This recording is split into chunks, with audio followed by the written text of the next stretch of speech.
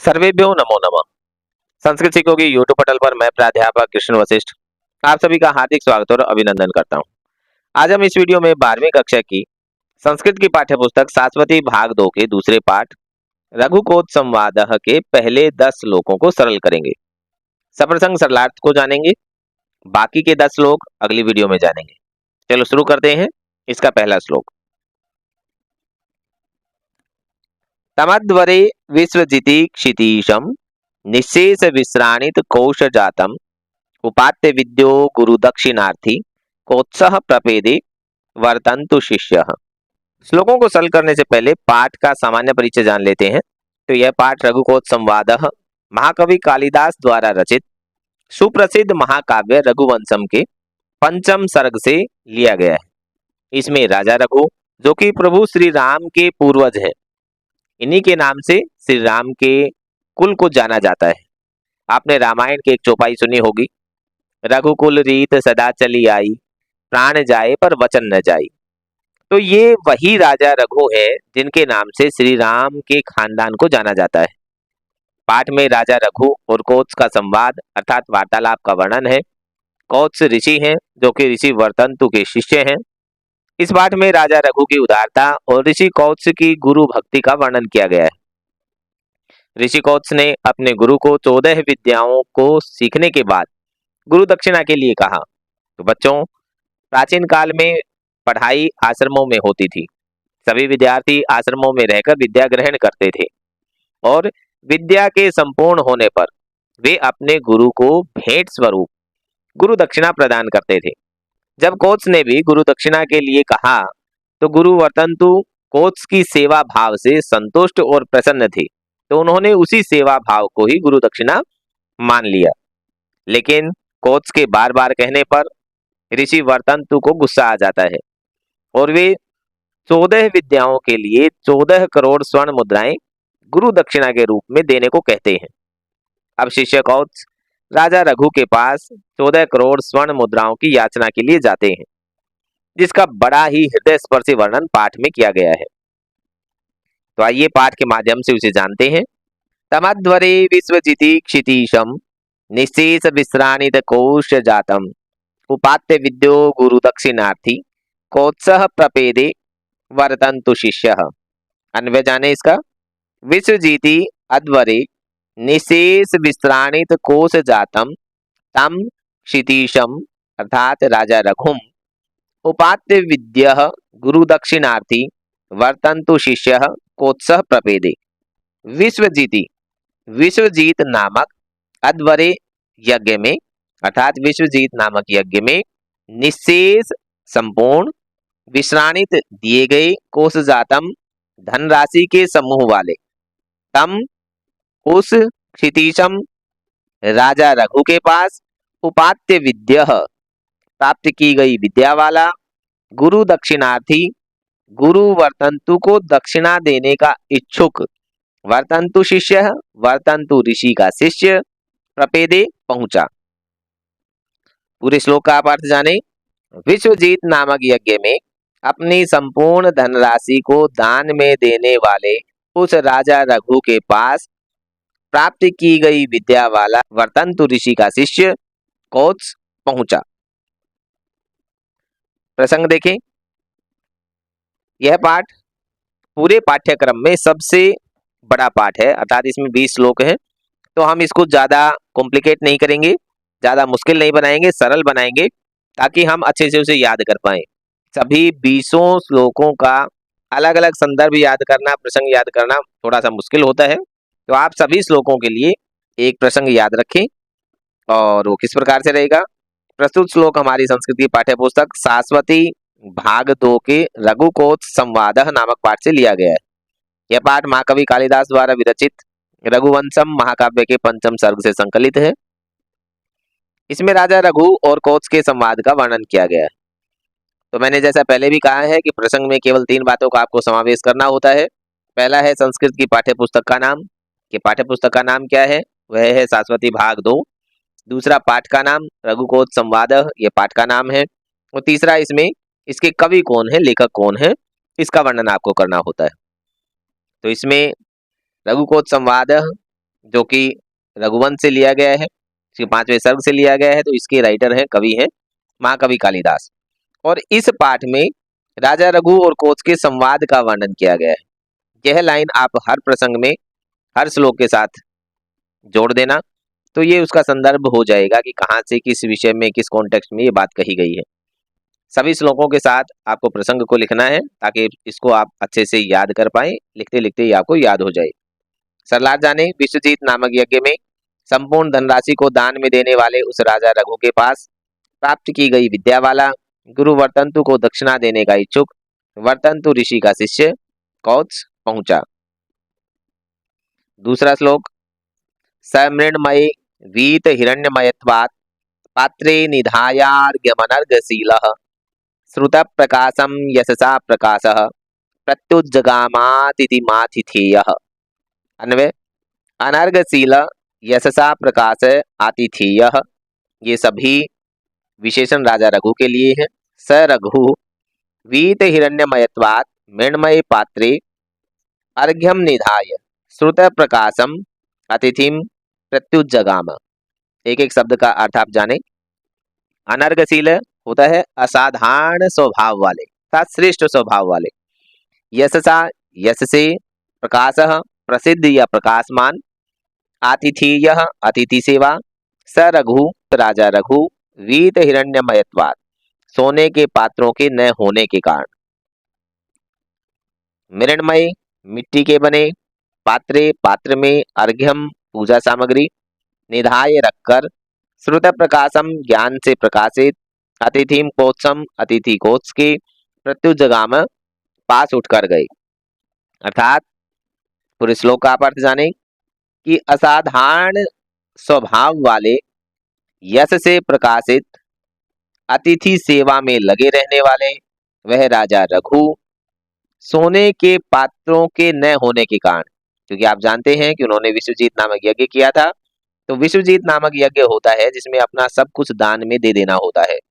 तो राजा रघु ने विश्वजीत नामक यज्ञ किया था, तो अपना सर्वस्व उन्होंने दान कर दिया था। तो उनके पास अब वैभव से संबंधित कोई भी वस्तु विद्यमान नहीं है। तो सोने के पात्र उनके पास नहीं थे, तो मिट्टी के ही पात्र थे। तो मिट्टी के पात्रों में उन्होंने ऋषि कोत्स का स्वागत किया।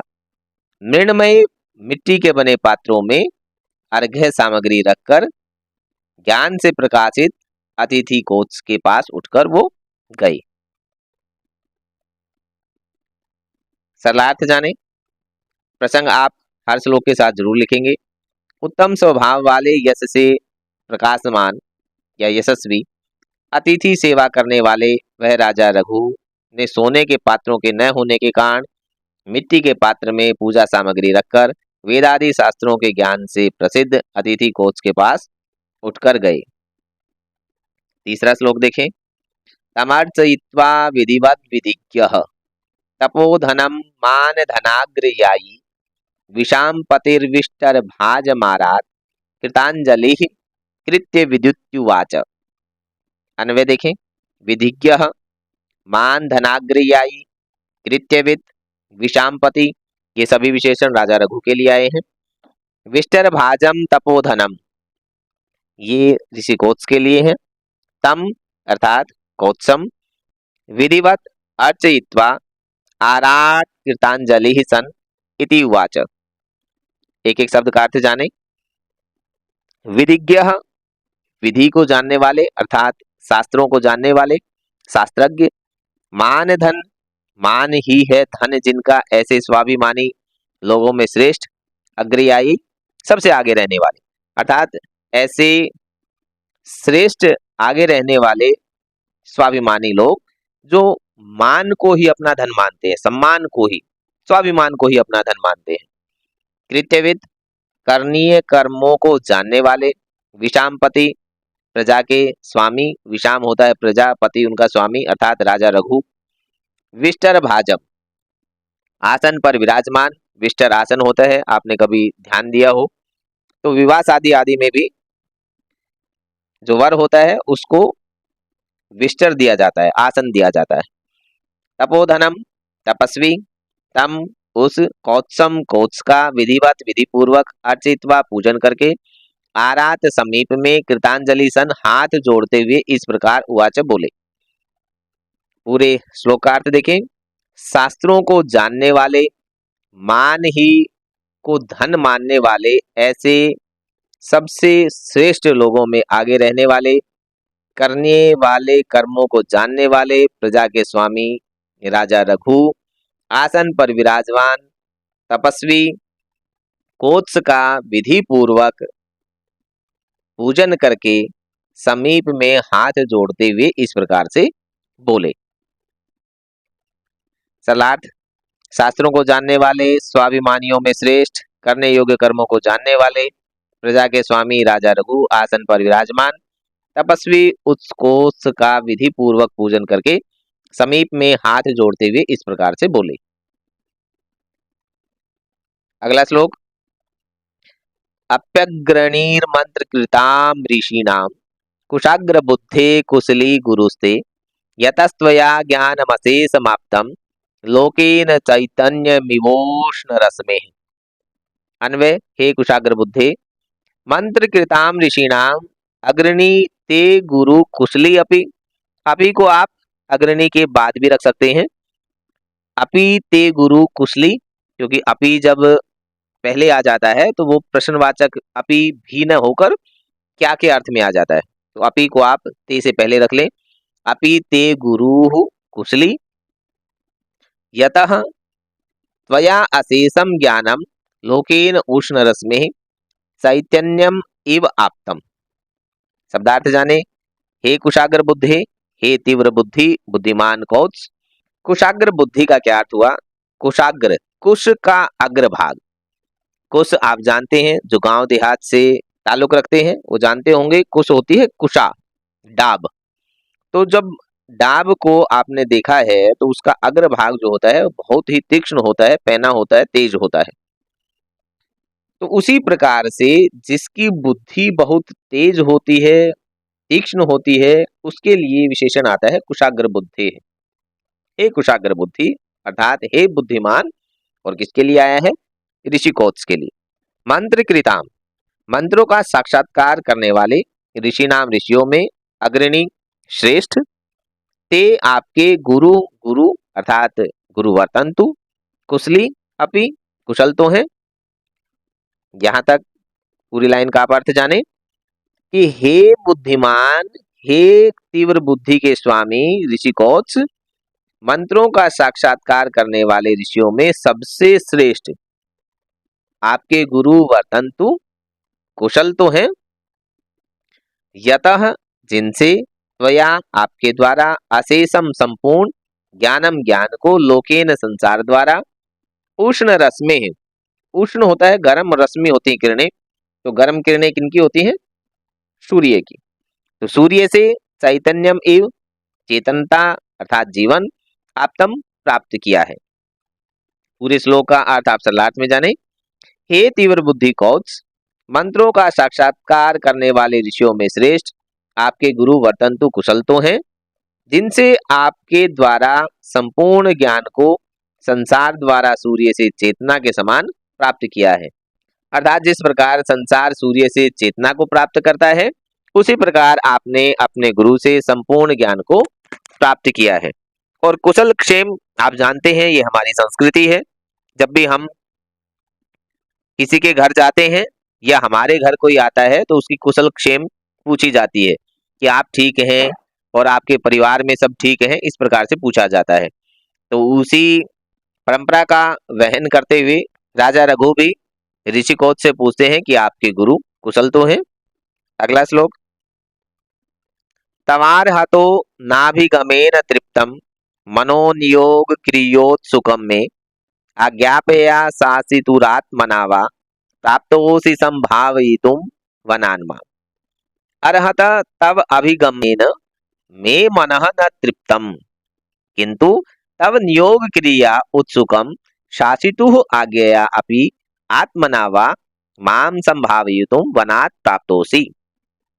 अर्थ जाने। अर्हतः का अर्थ होता है पूज्य।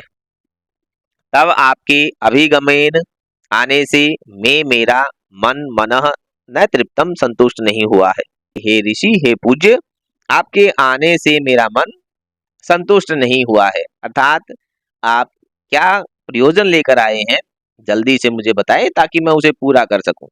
केवल पूजा अर्चना से मेरा मन संतुष्ट नहीं हुआ, जो आप बताएंगे, आने का कारण बताएंगे, उसे पूरा करके मैं अपने आप को धन्य समझूंगा। ऐसा राजा रघु का आशय था। किंतु तब आपकी नियोग क्रिया आज्ञा करने से, आज्ञा सुनने से उत्सुक है, उत्कंठित है। अपि क्या शासितुः गुरु की आज्ञा से आत्मना वा अथवा स्वयं की इच्छा से अर्थात स्वेच्छा से मां मुझे संभावितुम सम्मानित कृतार्थ करने के लिए वनात् वन से प्राप्त हो। तो मेरा मन उत्सुकता से भरा हुआ है, उत्कंठित है आपकी आज्ञा को सुनने के लिए। तो आप मुझे बताएं कि आप गुरु की आज्ञा से आत्मनावा या स्वयं की इच्छा से सम्मानित करने के लिए, मुझे कृतार्थ करने के लिए वनात वन से अर्थात आश्रम से आए हो। सलात जाने हे कौत्स, पूजनीय आपके आने से मेरा मन संतुष्ट नहीं हुआ है। केवल आने भर से, पूजा पाठ करने से, आपका आदर सत्कार करने से मेरा मन संतुष्ट नहीं हुआ है, किंतु आपकी आज्ञा सुनने को मेरा मन उत्कंठित है। अर्थात जो आप आदेश करें, जो आज्ञा आप करें, जो बताएं आने का कारण, उसको पूरा करने के लिए मेरा मन उत्कंठित है। तो क्या आप गुरु की आज्ञा से, अर्थात मतलब गुरु ने आपको भेजा है किसी आज्ञा को देकर, अथवा स्वेच्छा से या अपने मन से ही, अपने आप से ही मुझे कृतार्थ करने के लिए वन से अर्थात आश्रम से आप आए हो। अगला श्लोक, इत्यर्घ्य पात्रानुमित वयश्च रघोरुदारामपि गाम निशम्य स्वार्थोपपत्तिम प्रति दुर्बलास स्तमित्यवोचद्वरतन्तु शिष्यः। अन्वय, अर्घ्य पात्रानुमित वयस्य रघो इति उदाराम अपि गाम निशम्य वर्तन्तु शिष्यः स्वार्थोपपत्तिम प्रति दुर्बलासः सन तम नृपम अर्थात राजा रघुम इति अवोचत। एक एक शब्द का अर्थ देखें। अर्घ्य पात्र अर्थात पूजा सामग्री का जो पात्र था उसकी बात हो रही है, जो मिट्टी का था। अनुमित व्ययस्य, अनुमानित व्यय वाले, क्योंकि आप जानते हैं कि राजा रघु ने विश्वजीत नामक यज्ञ किया था जिसमें अपना सब कुछ उन्होंने दान में दे दिया था। तो राजा रघु ऋषि कोत्स का सत्कार करने के लिए जो पात्र लेकर आए थे वो मिट्टी का था। तो जब मिट्टी का पात्र राजा लेकर आता है, क्योंकि राजा के महल में तो सोने चांदी आदि के पात्र होते हैं, और राजा जब किसी ऋषि का आदर सत्कार करने के लिए मिट्टी का पात्र लेकर आता है, तो ऋषि कोत्स ने मन ही मन ये जान लिया था कि उनके पास धनराशि नहीं है। उनके पास जब आदर सत्कार करने के लिए सोने चांदी के पात्र ही नहीं है, तो जरूर उनके पास धन का अभाव है, ऐसा उन्होंने जान लिया था। इति इस प्रकार उदाराम उदारतापूर्ण गाम वाणी को निशम्य सुनकर, क्योंकि राजा ने बड़ी उदारता पूर्वक उनसे कहा था कि आप मुझे बताएं आपका आने का कारण क्या है, आपने स्वयं से ये ऐसा किया है या गुरु की आज्ञा आप लेकर आए हैं।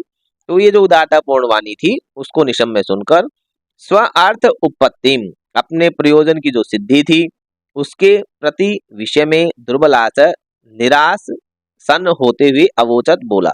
क्योंकि जब मिट्टी का पात्र उनके हाथ में देखा, यह अंदेशा हो गया कि राजा रघु जो मैं मांगना चाहता हूँ 14 करोड़ स्वर्ण मुद्राएं वो नहीं दे पाएंगे।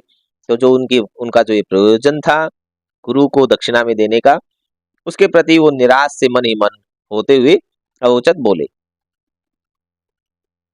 सलाह देखिए, मिट्टी के अर्घ्य पात्रों से राजा की खर्च करने की शक्ति का अनुमान लगा लेने के कारण राजा रघु की इस उदारतापूर्ण वाणी को सुनकर भी अपनी इच्छा पूर्ति के लिए हताश हुए वर्तंतु ऋषि के शिष्य कौत्स ऋषि ने ये वचन कहे।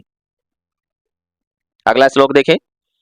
सर्वत्र नो वार्तम अवेहि राजन नाथे कुतस्त्वय्य शुभम प्रजानाम सूर्य तपत्या वरणाय दृष्टेः कल्पेत लोकस्य कथम तमिस्रा। अन्वय, हे राजन, त्वं सर्वत्र न वार्तम अवेहि त्वयि नाथे सति प्रजानाम अशुभम कुतः तथा ही सूर्ये तपति सति तमिस्रालोकस्य दृष्टेः आवरणाय कथम कल्पेत। एक एक शब्द का अर्थ जाने। हे राजन, हे राजा रघु, त्वम आप सर्वत्र सब प्रकार से न हमारी वार्तम कुशल अवेही समझे। क्योंकि जब राजा ने मुझे पूछा था कि आप कुशल हैं, आपके गुरु कुशल हैं, तो उसके जवाब में ऋषि कोत्स कहते हैं, हे राजन, आप सब प्रकार से हमारी कुशलता को समझें, कुशल जाने, अर्थात हम सब कुशल हैं। वही आपके नाथे सती राजा होने पर प्रजानाम प्रजाओं का अशुभम अशुभ अमंगल या दुख कुतः कैसे हो सकता है। अर्थात आपके राजा होने पर प्रजा कैसे दुखी हो सकती है। अर्थात प्रजा का अशुभ आपके राजा होने पर हो ही नहीं सकता। तथा ही जैसे कि सूर्य तपते सती, सूर्य के तपने पर अर्थात प्रकाशमान होने पर, तमिश्रा अंधकार, लोकस्य लोक की, संसार की, मनुष्य की, दृष्टे है दृष्टि के, आवरणाय ढकने के लिए, कथम कैसे, कल्पेत समर्थ हो सकता है।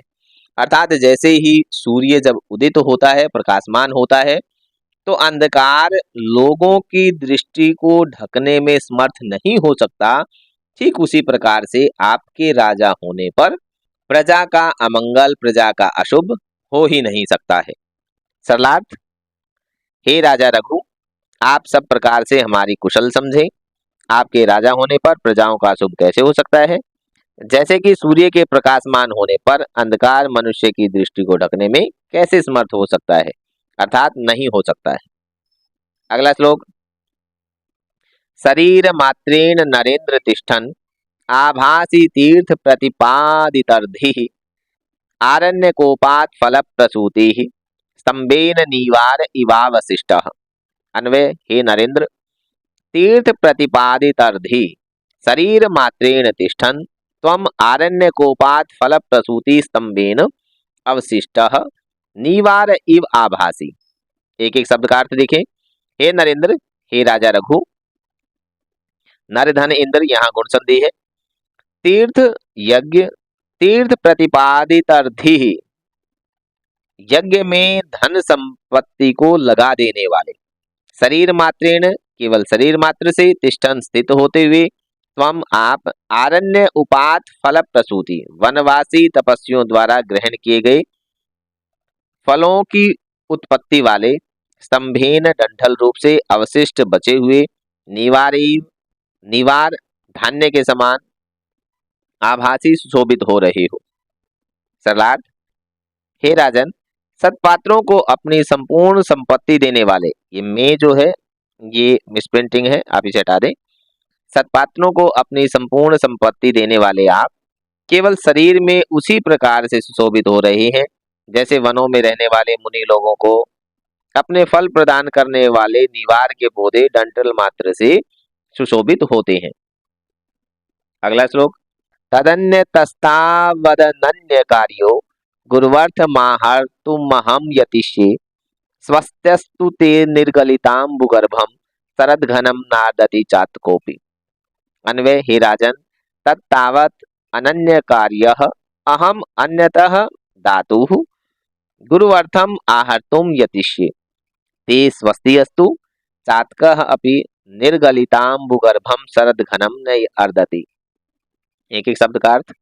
हे राजन अर्थात हे राजा रघु, ऋषि कोत्स कहते हैं राजा रघु को संबोधित करते हुए, तत् इसलिए, तावत पहले, अनन्य कार्य, गुरु दक्षिणा से अतिरिक्त दूसरा प्रयोजन न रखने वाला, अहम मैं, कोत्स, अन्यतः दूसरे, धातु दानी से, गुरु अर्थम गुरु धन गुरु दक्षिणा को आहर्तुम लेने का, प्राप्ति का यतिष्य प्रयत्न करूंगा। यहाँ तक अर्थ आप जाने कि हे राजा रघु, तो मेरा कोई गुरु दक्षिणा के अतिरिक्त दूसरा प्रयोजन न होने से अपने गुरु को गुरु दक्षिणा में देने के लिए जो धनराशि मुझे चाहिए वो मैं किसी दूसरे दानी से अर्थात किसी दूसरे राजा से लेने का प्रयत्न करूंगा। ते आपका स्वस्ति कल्याण अस्तु हो, आपका कल्याण हो। ये हमारी परंपरा है कि जब भी हम कहीं से जाते हैं किसी को बद्दुआ नहीं देते, हमेशा दूसरे के लिए कल्याण की कामना करते हैं।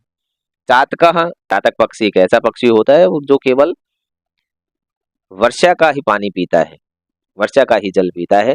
वो किसी स्टोर किए हुए, रखे हुए या किसी तालाब आदि से पानी नहीं पीता है। तो चातक पक्षी केवल बादलों से ही याचना करता है और वर्षा का ही पानी पीता है। तो ऐसा चातक पक्षी अपि भी निर्गलित अम्भुगर्भम, निकले हुए जल के मध्य भाग वाले, गर्भ अर्थात मध्य भाग वाले, अर्थात जिसमें जल अभी नहीं बचा हुआ हो, ऐसे जल से रहित शरद घनम, शरद कालीन बादलों से। शरद ऋतु में आप जानते हैं कि वर्षा नहीं होती है, ना के बराबर होती है, बहुत कम होती है। तो शरद ऋतु के जो बादल होते हैं वो जल से रहित होते हैं। नए अर्दति याचना नहीं करता, अर्थात मैं किसी दूसरे राजा से गुरु दक्षिणा देने के लिए धन की याचना करता हूँ, क्योंकि चातक पक्षी भी जल से रहित शरदकालीन बादलों से याचना नहीं करता है। सरलार्थ जाने। हे राजा रघु, इसलिए पहले अर्थात बिना और कुछ काम किए, अर्थात गुरु दक्षिणा से अतिरिक्त दूसरा प्रयोजन न रखने वाला मैं दूसरे दानी से गुरु दक्षिणा की प्राप्ति का प्रयत्न करूंगा, उनसे लेने का प्रयास करूंगा। आपका कल्याण हो। चातक पक्षी भी जल से रहित शरदकालीन बादल से जल की याचना नहीं करता है, जल को नहीं मांगता है। इस वीडियो का अंतिम श्लोक देखें। एतावदुक्त्वा प्रतियातु कामं शिष्यं महर्षिर्नृपतिर्निषिध्य किं वस्तु विद्वन् गुरुवे प्रदेयं त्वया कियद्वेति तमन्वयुक्त।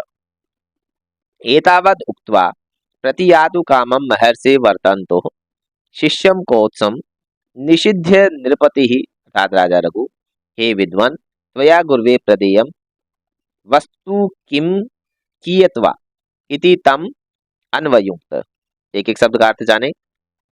एतावत इतना, उक्तवा कहकर, प्रतियातु कामम जाने का इच्छुक, ऐसा जो उसने पिछले श्लोक में कहा, ऐसा कहकर जैसे ही वो जाने का इच्छुक होता है तो महर्षि वर्तंतु के शिष्यम ऋषि कोत्स को निषिध्य रोककर, नृपति राजा रघु, अर्थात राजा रघु उसको जाने से रोकते हैं। इस प्रकार जब वो जाना चाहते हैं तो उनको एकदम रोकते हैं और उनसे कहते हैं, हे विद्वान, हे विद्वान कोत्सी, त्वया आपके द्वारा गुरुवे गुरु को प्रदेयम देने योग्य वस्तु किम क्या है और कियत्वा और कितनी है, इति ऐसा तम उस कोच ने अन्वयुक्त पूछा।